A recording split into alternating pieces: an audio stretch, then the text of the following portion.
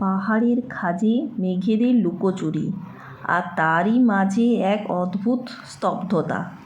আমি দাঁড়িয়েছিলাম সিকিমের বাংলার সেই পবিত্র ভূমিতে, যাকে আমরা চিনি বুদ্ধা পার্ক বা তথাগত স্থল নামে। আজ বুদ্ধ পূর্ণিমা। আজকের দিনে আমার কাছে এর থেকে ভালো কিছু পোস্ট করার মতো ছিল না। গ্যালারি ঘেটে এটাই বার করলাম।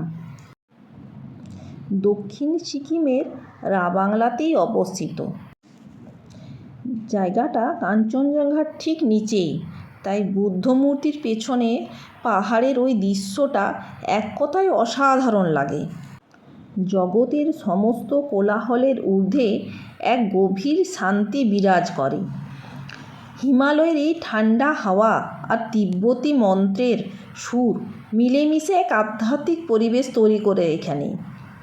বুদ্ধ পূর্ণিমার এই পুণ্য লগ্নে তথাগতর কাছে একটাই প্রার্থনা, সবার জীবন শান্তিতে ভরে উঠুক, হিংসা দূরে যাক, আর পৃথিবীটা হয়ে উঠুক মৈত্রী ও করুণার আধার। সিকিমের এই সুন্দর স্মৃতি আর বুদ্ধের আশীর্বাদ সাথে নিয়ে আজ এই দিনটি উদযাপন করছি।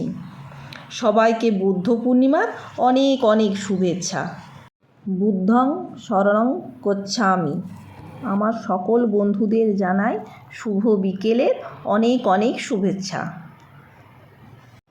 আমার এই ভিডিওটি যদি আপনাদের ভালো লেগে থাকে তাহলে একটা লাইক, কমেন্ট, শেয়ার করবেন। আর সবাই ভালো থাকবেন।